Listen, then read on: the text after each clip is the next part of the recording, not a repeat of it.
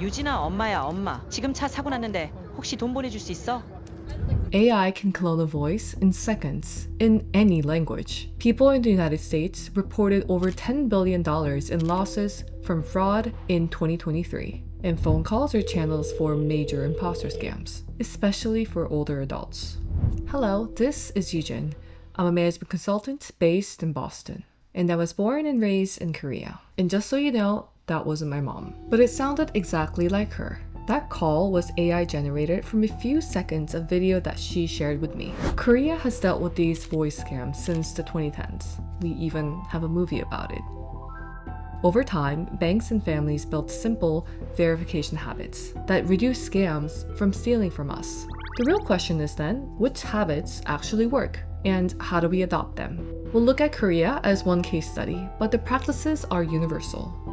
Today I'm covering 3 practical things. First, why urgent and authority calls fool even the smartest people, including you. Then, the 10-second test, the callback script, and the code word you can use today. And finally, how to turn all of this into a simple household habit so that it sticks. So here's how scary it is. I can clone anyone's voice with just a few seconds of audio. There are even apps that can do it for free. Upload your audio, type in your message, hit generate, and there you have it. And that's what you heard in the beginning. And I've identified 3 of the most common scripts and tactics these scammers use. First is on fake prosecutors demanding safe accounts transfer, fake bank fraud teams creating urgency, and the most common, fake family emergencies. These mirror the patterns you'll hear everywhere: emergency, authority, and business, all of which I will break down to you now. Policy responses include short delays on risky or first-time transfers, warning screens in banking apps, and fast report lines. At home, use 3 rules. Call back, use a code word, and check the family chat. A few years ago, a scammer called my mom, and somewhat suspicious of this call, my mom asked a personal private question that only I would be able to answer. She asked me how my boyfriend was doing, and when the scammer fumbled, she hung up. I am single.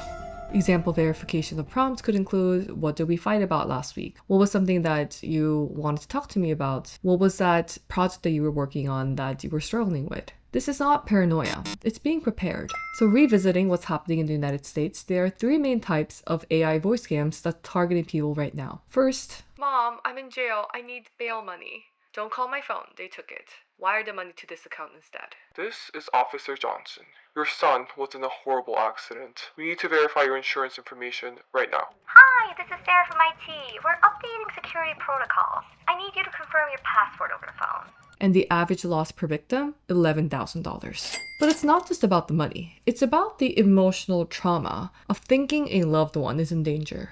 Let's talk about why these work so well. These scams exploit 3 psychological triggers: urgency, authority, and emotional attachment. When you think about a child in danger, rational thinking just shuts down. That's exactly what scammers count on. A proven approach, popularized in Korea, is the 3-step verification. Pause, verify, and confirm. It works because it interrupts the emotional hijacking. So here are clear practical steps for you. I call it the 10-second rule. In your first 3 seconds, stop and breathe. The moment someone claims emergency, take 3 deep breaths. Inhale and exhale. Scammers create artificial urgencies. Real emergencies have official channels. From second 4 to 7, ask the verification question. Every family needs a code word or verification question that only real family members would know, not what's my middle name. It should be something more specific and recent. For example, here are some questions just in case. And from seconds 8 to 10, you hang up and call back. Always hang up and try calling the person directly again.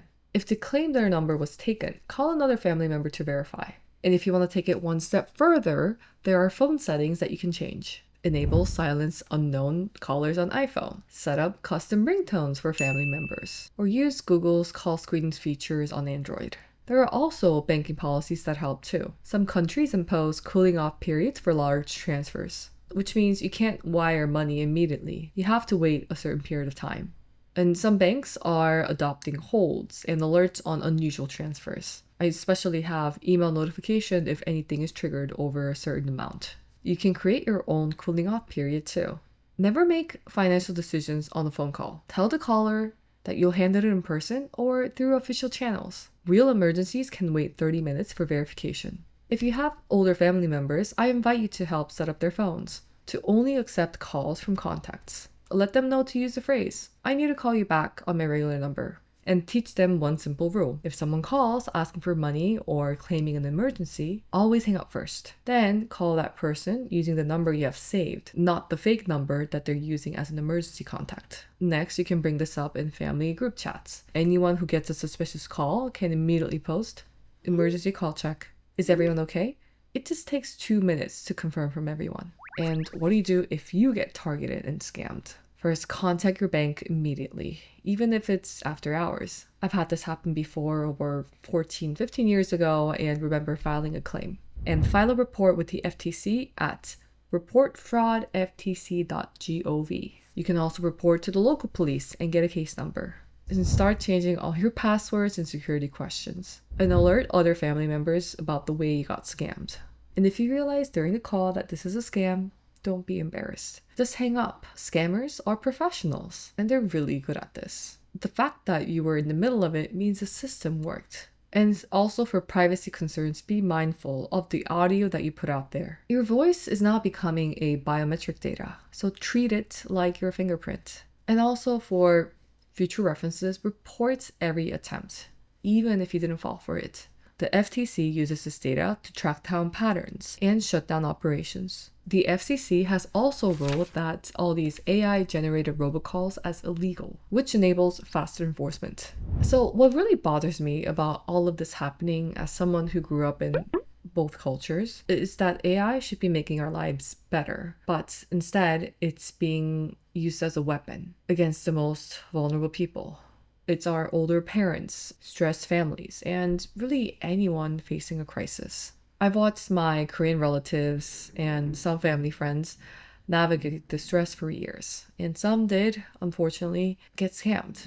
And now I see friends and colleagues in the United States becoming victims of the same tactics. It's frustrating because the solutions exist. Now we just haven't adapted them culturally. And this isn't just about scams. The more I think about it, it's about how we adapt to new technologies together. In places such as Korea that have lived with this longer, unfortunately, people have built small and shared habits, like calling back or using code words. This quietly protects everyone. What closes these gaps are simple routines we agree to follow, not finger pointing at who's wrong. You were wrong to fall for this trick. From a consulting perspective, this is a good case study on adopting collective defense mechanism.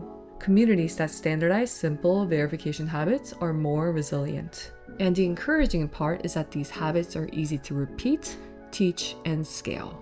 So the question isn't whether AI will get more sophisticated. It will, and it already is. The real question is whether we will build shared habits that will protect us. The playbook already exists, and our job is to practice them together, at home, at work, and in banks. If you have any tips for deflecting these scam calls, because I've been getting so many of them lately, please let me know in the comments below. So thank you for watching, and remember to come back to my next video topic on... Let's go! It's time to be the GOAT. It's time to enter God mode, man, let's get it going. I wanna be the greatest, energy is overflowing. I know I'm stoking the fire, my desire's taking over.